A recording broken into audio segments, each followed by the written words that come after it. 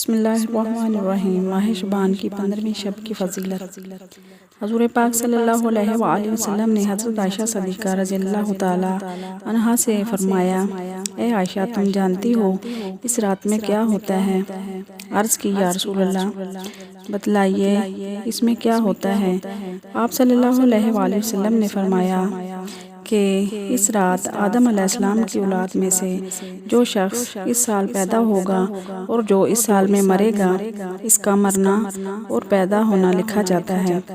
اور جو فرشتے ان کاموں پر مقرر ہیں ان کو اطلاع دی جاتی ہے، اور جتنا جتنا رزق مخلوق کو اس برس میں ملے گا سب لکھا جاتا ہے۔